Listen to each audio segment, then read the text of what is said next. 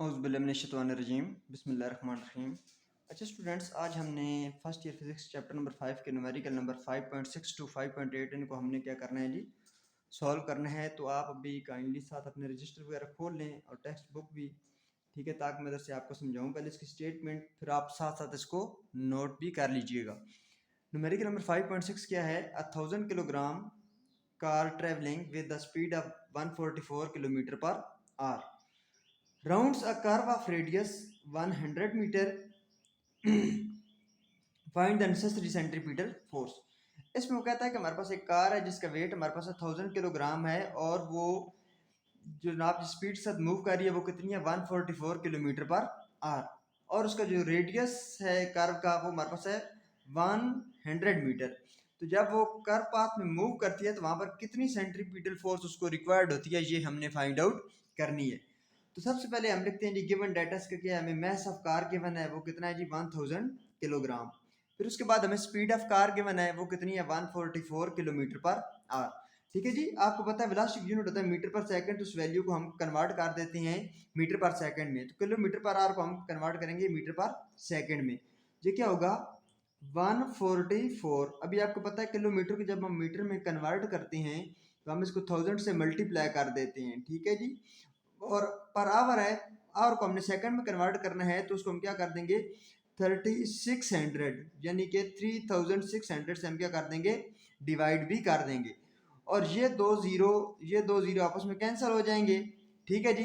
फिर हम 10 को 144 के साथ मल्टीप्लाई करेंगे और 36 से डिवाइड करेंगे तो उसकी वैल्यू हमारे पास बनेगी 40 मीटर पर सेकेंड, ठीक है। और रेडियस का हमें क्या बना जी, वो हमारे पास कितना है 100 मीटर है। फाइंड हमने क्या करना है सेंट्रीपिटल फोर्स। तो इसका फॉर्मूला जो होगा वो हमारे पास क्या होता है F C is equal to M V square divided by R, ठीक है जी। जी हमारे पास क्या इसका फॉर्मूला है, तो F C as it is, अभी वो वैल्यू यहाँ पर इस फॉर्मूले में अपलोड कर दें। तो मैथ्स हमारे पास कितना है जी 1000, ठीक है। और वेलोसिटी हमारे पास कितनी आई है मीटर पर सेकंड में 40, यानी कि मल्टीप्लाई बाय हम 40 का स्क्वायर कर देंगे डिवाइडेड बाय रेडियस उसका कितना है 100, ठीक है। तो एफ सी हमारे पास बनेगी 1000 एज इट इज, 40 का स्क्वायर हमारे पास क्या बन जाएगा 1600 डिवाइडेड बाय 100, ठीक है। अभी ये दो जीरो कैंसिल, 1000 मल्टीप्लाई बाय 16 आप करें तो ये हमारे पास बन जाएगा 16000।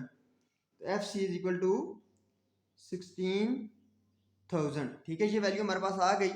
अभी क्योंकि इसने आपको आंसर जो है पॉइंट में दिया हुआ है तो यहाँ पर आपको पता होना चाहिए जहाँ पर कोई पॉइंट ना हो तो वहाँ पर हमारे पास जितने भी डिजिट होते हैं उनके राइट साइड के ऊपर पॉइंट मौजूद होता है। अब यहाँ पर पहले पॉइंट मौजूद नहीं था तो अभी हम इस पॉइंट को शिफ्ट कर देते हैं 1 2 3 और 4 डिजिट, तो ये हमारे पास एफ सी की वैल्यू कितनी हो जाएगी 1.6। और कितने डिजिट हम राइट से लेफ्ट आए हैं 4, तो multiply by 10 raise to power 4 newton. Force का यूनिट क्या होता है न्यूटन, ये आपने साथ में लाजमी मेंशन कर देना है। एक दफ़ा फिर इस चीज़ को देख लें, ये हमारे पास इसका आंसर आया था जब हमने 1000 को 16 से मल्टीप्लाई किया, ये हमारे पास बना है 16000। अभी यहाँ पर कोई पॉइंट मौजूद नहीं था तो यहाँ पर कोई पॉइंट मौजूद ना हो तो मतलब उसकी राइट साइड पर पॉइंट मौजूद होता है। तो हमने क्योंकि बुक से आपने आंसर मैच करने, वहाँ पर 10 रेज़ की पावर 4 में आपको आंसर गिवन है तो हम इस पॉइंट को 4 डिजिट राइट से लेफ्ट लाएंगे, हमारे पास बनेगा 1.6। 4 डिजिट लेके आए तो मल्टीप्लाई लिख देंगे 10 रेज़ पावर 4 न्यूटन। तो ये हमारा न्यूमेरिकल नंबर जो है जी ये 5.6 सॉल्व हो गया। नेक्स्ट न्यूमेरिकल है 5.7।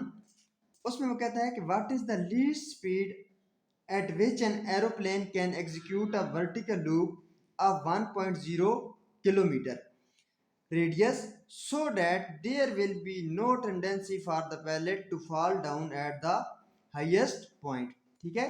इसमें वो हमारे पास क्या रहता है कि हमने वो कम से कम स्पीड फाइंड आउट करनी है जिसमें कोई एरोप्लेन जो है वो वर्टिकल लूप में, ठीक है, क्या करता है जी वो रोटेट करता है।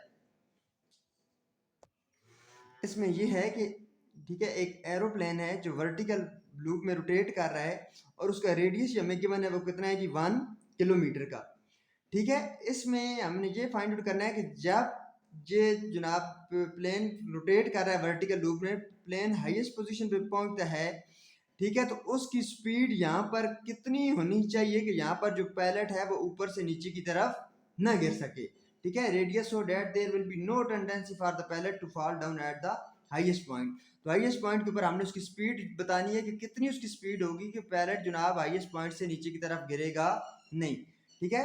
तो सबसे पहले गिवन डेटा देखें, हमारे पास क्या है, रेडियस ऑफ द लूप वो हमारे पास है 1.0 किलोमीटर। तो इसको मीटर में कन्वर्ट कर देंगे तो 1 किलोमीटर में हमारे पास होते हैं 1000 मीटर जी, हमने लिख दिया। अच्छा फिर नेक्स्ट आगे देखें जी, फाइंड हमने क्या करना है, स्पीड ऑफ एरोप्लेन, यानी कि वी हमने फाइंड आउट करनी है। तो कैलकुलेशन हमारे पास क्या होगी, ये चीज़ आप देख लें, the pellet will not fall if, pellet नीचे नहीं गिरेगा, उसके लिए दो कंडीशन होनी चाहिए, when centripetal force is equal to its weight, यानी कि जब सेंट्रीपिटल फोर्स उसके वेट के बराबर होगी। तो यहाँ पर हमारे पास सेंट्रीपिटल फोर्स का फॉर्मूला क्या होता है, M V square by R, और वेट किसकी इक्वल होता है, एम जी के। तो यहाँ पर देखें एम, एम के साथ क्या हो जाएगा, कैंसिल, तो पीछे हमारे पास बच गया V square by R is equal to G, we have to find speed, यानी कि वेलोसिटी हमने फाइंड आउट करनी, V square is equal to R, इधर डिवाइड इधर आके हो जाएगा multiply R into G, taking square root on both side.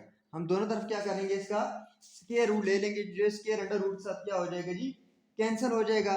तो v हमारे पास किसकी को आ जाएगा, अभी r की वैल्यू देखें वो हमारे पास क्या है जी, वो हमारे पास है 1000, और g की वैल्यू क्या होती है 9.8।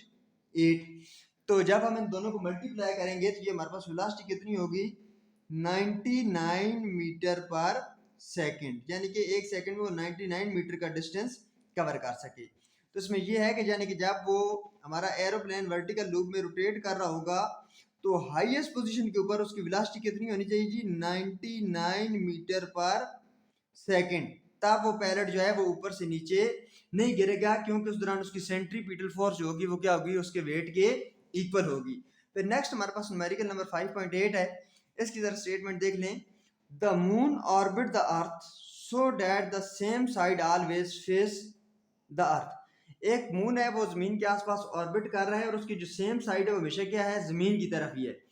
Determine the ratio of its spin angular momentum and it's orbital angular momentum. उसकी स्पिन एंगुलर मोमेंटम और ऑर्बिटल एंगुलर मोमेंटम के दरमियान हमने रेशियो को फाइंड आउट करना है, यानी कि L S divided by L O हमने फाइंड आउट करना है जी। In this case treat moon as a particle orbiting the earth. जब वो जमीन के आसपास रिवॉल्व कर रहा है तो वो एज अ पार्टिकल बिहेव कर रहा है, ठीक है जी। फिर सेकंड के आगे, distance between the earth and the moon is 3.85 multiply by 10 raise की पावर 8 मीटर। जमीन और चांद के दरमियान डिस्टेंस इतना है, और रेडियस ऑफ द मून वो हमारे पास कितना है जी, 1.74 मल्टीप्लाई बाय 10 रेज़ की पावर 6 मीटर, ठीक है। तो अभी इसमें ये है कि ये सपोज कर लें हमारे पास अर्थ है, ये यहाँ पर कहीं मून है, और मून और जमीन के दरमियान जो डिस्टेंस है जी इन दोनों के दरमियान वो हमारे पास कितना है, 3.85 मल्टीप्लाई बाय 10 रेज़ की पावर 8 मीटर। और ये जो मून है वो जमीन के आसपास क्या कर रहा है जी, रोटेट कर रहा है, ठीक है। और हमें मून के रेडियस भी गिवन है, तो हमने क्या करना है, उसकी स्पिन एंगुलर मोमेंटम और ऑर्बिटल एंगुलर मोमेंटम के दरमियान हमने रेशियो को फाइंड आउट करना है। तो सबसे पहले गिवन डाटा में देखें हमारे पास क्या आएगा, distance between earth and moon वो है जी 3.85 multiply by 10 raise power 8 metre है। रेडियस ऑफ द मून वो है 1.74 multiply by 10 raise power 6 metre. Find हमने क्या करना है, ratio of spin and orbital angular momentum, यानी कि L S by L O, ये हमने क्या करना है जी, फाइंड आउट करना है। तो कैलकुलेशन में हमारे पास क्या आएगा, the spin angular momentum L S, ठीक है, क्योंकि जब वो अपने एक्सिस के आसपास स्पिन कर रहा है तो उसका एंगुलर मोमेंटम हमारे पास क्या होगा, L S is equal to I S into omega, ठीक है जी। For spin motion of moon, जब वो मून जो है वो उसकी मोशन स्पिन होगी तो वो यानी कि एज अ स्फीयर वो है, अब वो बिहेव कर रहा होगा। तो स्फीयर का जो मूवमेंट ऑफ इनर्शिया होता है वो हमारे पास क्या होता है, I S is equal to 2/5 M R square. So L S is equal to I S into omega, तो आई एस की जगह हम ये वैल्यू पुट कर देंगे 2/5 एम आर स्क्वायर ओमेगा। ये हमारे पास बनी इक्वेशन नंबर 1, ये हमारे पास आ गई इक्वेशन नंबर 2। अच्छा फिर नेक्स्ट है स्टूडेंट्स के the orbital angular momentum L O is equal to I not into omega for orbital motion of moon. यहाँ पर आपने याद रखना है कि जब मोशन मून की ऑर्बिटल मोशन होगी, motion is treated as a point object, ठीक है, ठीक है, उसकी हमारे पास क्या होगी, एज अ पॉइंट या एज अ पार्टिकल वो बिहेव कर रहा होगा। तो मूवमेंट ऑफ इनर्शिया फॉर हमारे पास जो पॉइंट ऑब्जेक्ट होता है वो हमारे पास क्या होता है, I naught is equal to M R square. तो L naught is equal to I not into omega. तो L naught is equal to ये आई नॉट की वैल्यू हमने पुट कर दी, हमारे पास बन गई M R square over into omega. ये हमारे पास आ गई इक्वेशन नंबर 3। क्योंकि हमने रेशियो फाइंड करनी थी between spin angular momentum and orbital angular momentum, तो हम क्या करेंगे, इक्वेशन नंबर 2 को इक्वेशन नंबर 3 से डिवाइड करेंगे। तो ये हमारे पास बनेगा L S by L O is equal to 2/5 M R square omega over M R square into omega. ठीक है जी। अब यहाँ पर ये देखें कि एम एम के साथ कैंसिल, ओमेगा ओमेगा के साथ कैंसिल हो जाएगा, तो पीछे हमारे पास बच जाएगा L S by L O, वो किसकी इक्वल हो जाएगा 2r square by 5r square. तो अभी हमने ये इनकी वैल्यू पुट कर दी r स्क्वायर की और स्मॉल r की वैल्यू हमने पुट कर दी। तो इनको जब हम आगे सॉल्व करेंगे हमारे पास बनेगी 6.06 मल्टीप्लाई बाय 10 रेज़ पावर 12 और 7.4 मल्टीप्लाई बाय 10 रेज़ पावर 17। जब हम इनको मजीद सॉल्व करेंगे ये हमारे पास बनेगा एल एस और एल ओ, ये हमारे पास बनेगा 8.2 मल्टीप्लाई बाय 10 रेज़ पावर -6। तो ये हमारे पास आ गई ratio between spin angular momentum and orbital angular momentum.